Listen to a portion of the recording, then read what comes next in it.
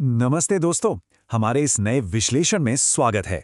सीधे पॉइंट पर आते हैं। आज हम लॉन्ग टर्म वेल्थ क्रिएशन यानी लंबे समय में पैसा बनाने के चीट कोड को डिकोड करने वाले हैं।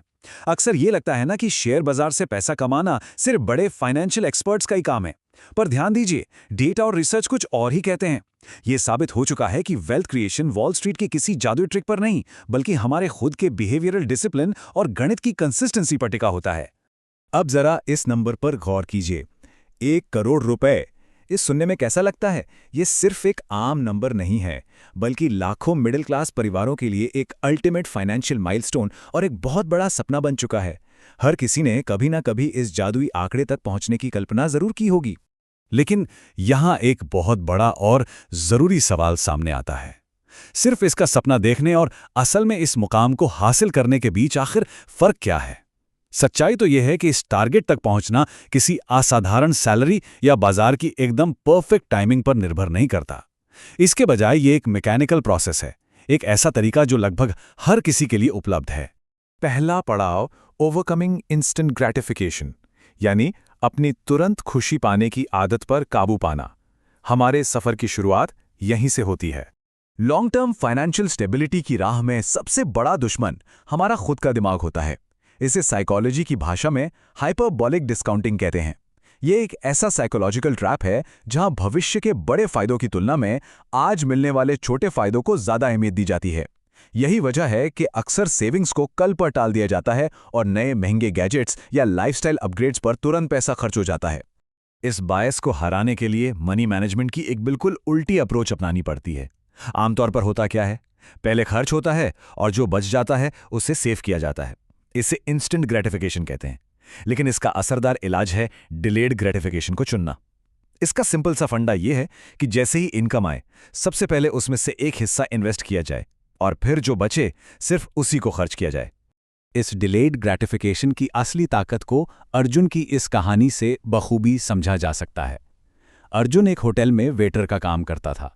सुबह से लेकर रात तक की लंबी शिफ्ट्स के बाद भी उसने तुरंत आराम करने की बजाय अपनी नींद कुर्बान की और नई डिजिटल स्किल्स सीखीं। नतीजा क्या हुआ? कुछ ही सालों में उसने अपनी खुद की एक बेहद सफल digital marketing company Arjun digital solutions खड़ी कर ली। ये अपने आज को कल के लिए कुर्बान करने और लॉन्ग टर्म सोच का एक शानदार उदाहरण है। दूसरा पड़ाव, the time and wealth equation. समय और संपत्ति का ये समीकरण सच में कमाल का है। अब यहां से गणित का एक बड़ा ही दिलचस्प खेल शुरू होता है। एक बार जब सही माइंडसेट बन जाए तो 1 करोड़ का माइलस्टोन हासिल करना पूरी तरह से बस एक मैथमेटिकल कैलकुलेशन बन जाता है। मान लीजिए हमें 12% का एनुअल रिटर्न मिल रहा है। अब यहां जादू देखिए, अगर इन्वेस्टमेंट के टाइम को 10 साल से बढ़ाकर 20 साल कर दिया जाए तो फर्क देखिए। 10 साल में 1 करोड़ बनाने के लिए हर महीने लगभग 43,500 रुपए लगाने होंगे, लेकिन 20 साल में सिर्फ 10,000 रुपए हर महीने। टाइम को दुगना करने से वेल्थ क्रिएट करने का पूरा बोझ हमारी जेब से हटकर सीधे कंपाउंडिंग के इंजन पर शिफ्ट हो जाता है। 20 सालों में 76 लाख रुपए तो सिर्फ और सिर्फ कंपाउंडिंग से ही बन रहे हैं। अक्सर ये लगता है कि जब मार्केट गिरने वाला हो तो पैसा निकाल लेना चाहिए, राइट? लेकिन मार्केट को टाइम करने की कोशिश करना मैथमेटिकली बहुत ही ज्यादा डेंजरस हो सकता है। अगर 20 सालों में मार्केट में पूरी तरह टिके रहने के बजाय गलती से सिर्फ मार्केट के 10 सबसे बेहतरीन दिन में सो जाएं, तो फाइनल कॉर्पस आधे से भी कम रह जाएगा। 1.38 लाख रुपए सीधे घटकर 65,000 रुपए के आसपास आके गिर जाएंगे। तो सीधी सी बात है, लंबा खेल खेलना है तो मार्केट में बने रहना ही जीत की सबसे पक्की चाबी है। तीसरा पड़ाव, निफ्टी 50 और मार्केट इवोल्यूशन। चलिए अब उस प्लेटफॉर्म को देखते हैं जहां यह कंपाउंडिंग सच में काम करती है। इस पूरी कंपाउंडिंग का मेन इंजन हमारा ब्रॉडर इक्विटी मार्केट ही होता है। निफ्टी की शुरुआत नवंबर 1995 में 1000 के बेस से हुई थी। शुरुआत में इसे 1000 पॉइंट से डबल होकर 2000 तक पहुंचने में पूरे 9 साल लग गए। लेकिन उसके बाद तस्वीर बहुत तेजी से बदली। डोमेस्टिक इंस्टीट्यूशनल इन्वेस्टर्स और आम रिटेल इन्वेस्टर्स की भागीदारी इतनी तेजी से बढ़ी कि मार्केट एक अलग ही रफ्तार पकड़ चुका था और देखते ही देखते अगस्त 2024 तक ये इंडेक्स 25,000 के ऐतिहासिक आंकड़े को भी पार कर गया। चौथा पड़ाव, index versus active funds. Wealth बनाने के सफर में एक बहुत ही क्रिटिकल डिसीजन लेना पड़ता है। इस तेज रफ्तार मार्केट में हिस्सा लेने के लिए एक्टिव मैनेजमेंट की सच्चाई काफी कड़वी हो सकती है। ग्लोबल मार्केट्स को ट्रैक करने वाले स्पाइवा के 2024 के डेटा पर नजर डालें तो पता चलता है कि 81.5% लार्ज कैप एक्टिव फंड्स एक साल के टाइम फ्रेम में एक आम इंडेक्स को बीट करने में भी फेल रहे। इसका मतलब है 10 में से 8 से ज्यादा महंगे एक्सपर्ट फंड मैनेजर्स एक सिंपल इंडेक्स से आगे निकलने में नाकामयाब साबित हुए हैं। और रुकिए, बात सिर्फ परफॉर्मेंस पर खत्म नहीं होती, मामला फीस का भी है। एक्टिव फंड्स और इंडेक्स फंड्स के एक्सपेंस रेशियो के बीच आमतौर पर 1.3% का छोटा सा फर्क होता है।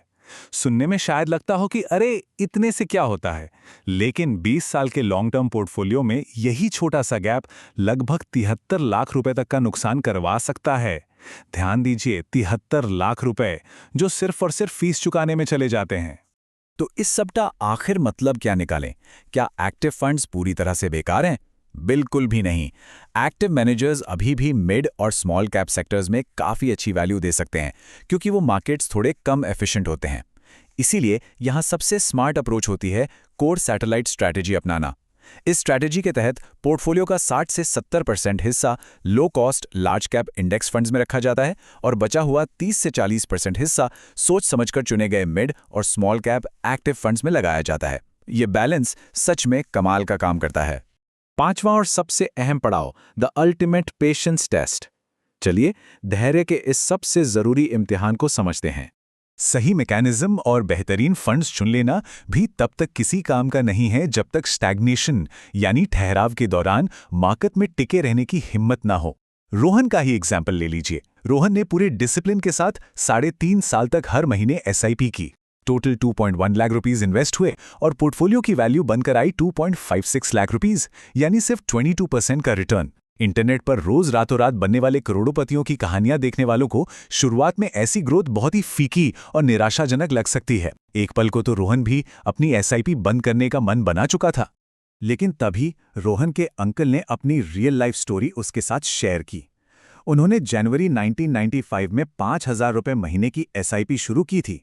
जून 1998 तक, यानी लगभग 3.5 साल बाद भी उनका पोर्टफोलियो 6.5% के घाटे में चल रहा था। जीरो नहीं, सीधा नेगेटिव रिटर्न। लेकिन उन्होंने हार नहीं मानी और इन्वेस्ट करना बिल्कुल नहीं छोड़ा, और आज उनका 18.3 लाख रुपए का टोटल इन्वेस्टमेंट 1.79 करोड़ रुपए बन चुका है। हिस्ट्री गवाही देती है कि जब रिटर्न्स बिल्कुल रुक जाएं या नेगेटिव चले जाएं, उस दर्दनाक दौर में डटे रहना ही आगे चलकर एक मैसिव मल्टी करोड़ कॉर्पस बनाता है। इस पूरे सफर को इस एक बेहतरीन कोड से बखूबी समझा जा सकता है। कंपाउंडिंग किसी रॉकेट की तरह शुरू नहीं होती, ये एक जंग लगी पुरानी साइकिल की तरह शुरू होती है। लेकिन अगर लगातार पेडल मारा जाता रहे तो एक दिन जब ध्यान नीचे जाता है तो पता चलता है कि हम हवा में उड़ रहे हैं। ये एनालॉजी बिल्कुल सटीक है। वेल्थ क्रिएशन हमेशा उन्हीं को बड़ा इनाम देता है जो शुरुआती धीमी रफ्तार और मुश्किलों को शांति से सह लेते हैं।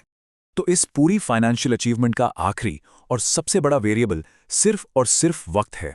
और यहाँ पर हमारे दिमाग में ये सवाल आना चाहिए कि जब मार्केट की सुस्ती और थकान हावी होने लगेगी, तब क्या क्विट करने के लालच को हराकर उस साइकिल का पेडल लगातार मारते रहने का डिसिप्लिन कायम रह पाएगा? क्या वाकई में एक इन्वेस्टर का धैर्य इतना लंबा सफर तय करने के लिए बना है? ये सच में सोचने वाली बात है। इसी दमदार सवाल के साथ हम इस विश्लेषण को यहीं रोकते हैं। हमारे साथ जुड़ने के लिए शुक्रिया और सीखते रहिए।